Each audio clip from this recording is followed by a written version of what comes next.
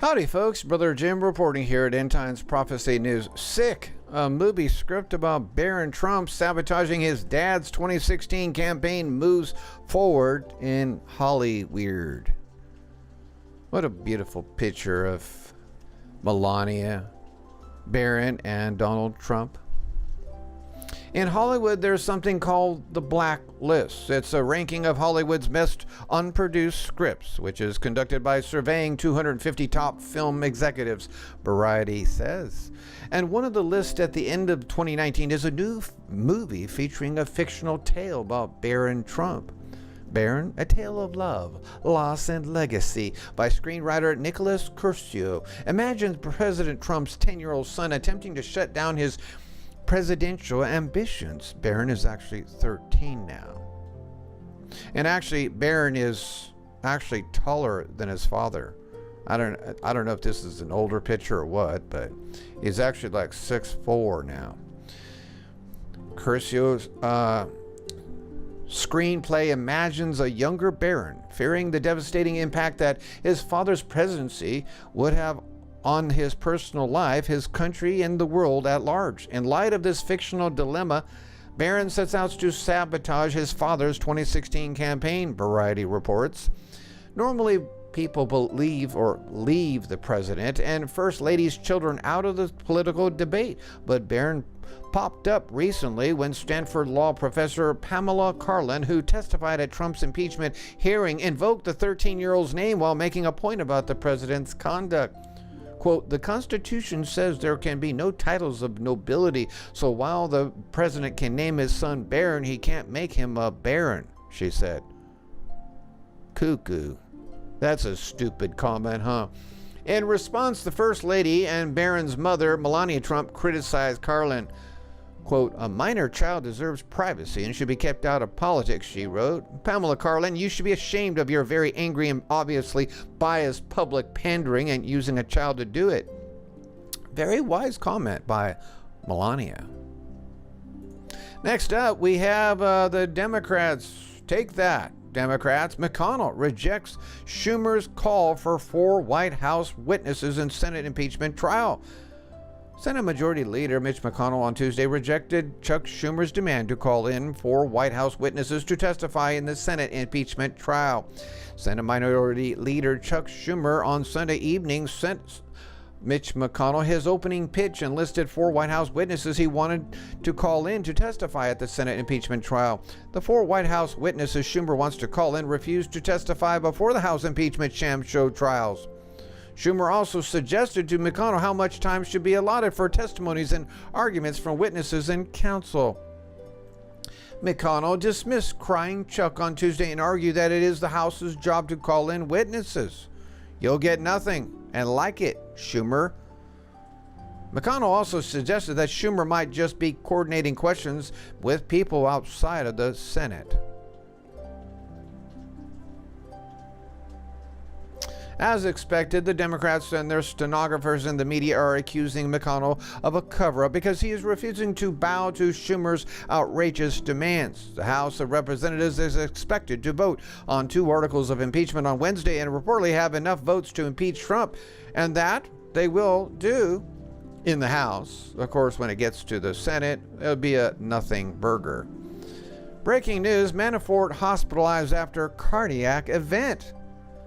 Paul Manafort, President Trump's former campaign manager and chairman, has been hospitalized for a cardiac event, according to a new report. Manafort is serving a 7-year sentence for charges related to his special counsel Robert Mueller's investigation in a federal prison in Pennsylvania. Manafort has been recovering since last Thursday at a local Pennsylvania hospital under the watch of correctional officers. Sources tell ABC News the 70-year-old longtime Republican strategist is stable and could be released soon. Manafort was scheduled for a court appearance on Wednesday, but his attorney was informed that he would not be appearing. Todd Blanche, who has represented Manafort since his conviction, tells the ABC News that he has not communicated with Manafort since early last week. Blanche was updated on his client's condition Tuesday afternoon, but would not comment further when contacted by ABC News. In 2018, Manafort appeared in court in a wheelchair, citing serious medical conditions related to the diet, and sought leniency during his sentencing due to health issues. Please pray for Paul Manafort. Chill up your spine. Nikki Haley says every American should watch this Comey video.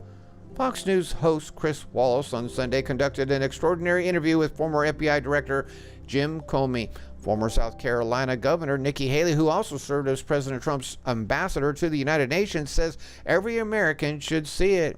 Quote, every American should watch this interview. It will send up chills up your spine. Regardless of party, this should worry everyone as to the errors that were made. Gross negligence and intentionality. Bad faith. I was wrong, she wrote. Well, let's take a listen.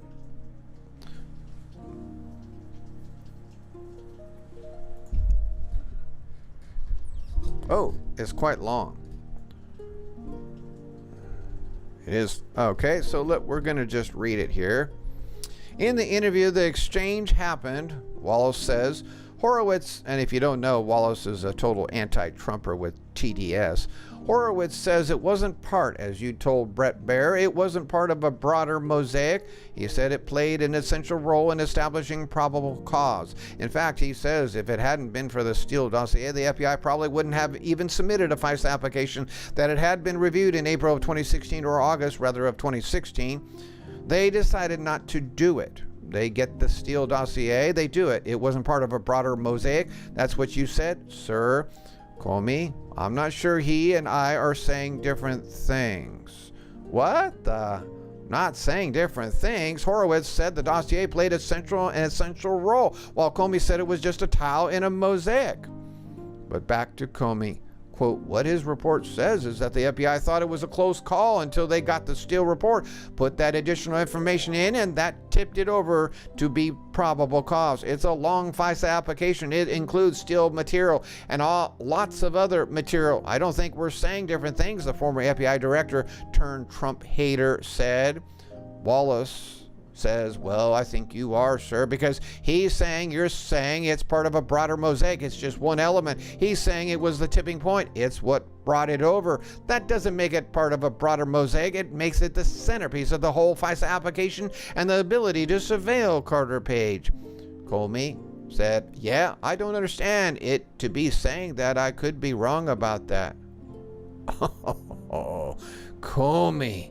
Wallace, who looked a bit stunned, soldiered on, quoting Horowitz. He says, we concluded the Steele reporting played an essential role in the decision to seek a FISA warrant, that it pushed the FISA proposal over the line in terms of establishing probable cause. I mean, he says, Comey, yeah, Wallace, what he says, word means something.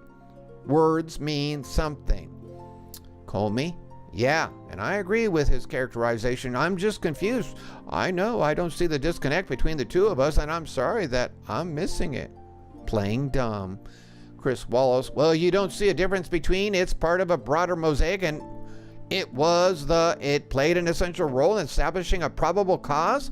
Comey, it was one of a bunch of different facts that were assembled to apply to the court. It was the one that convinced the lawyers that they had enough now, was with that added to the pile to go forward. Wallace, I guess the question is, it seemed that you were minimizing the role of the Steele dossier, and he's saying it's a lot more important than you let on. James Comey, okay, if I was, then I'm sorry that I did that. Comey, you're in deep water now. Thank you for listening.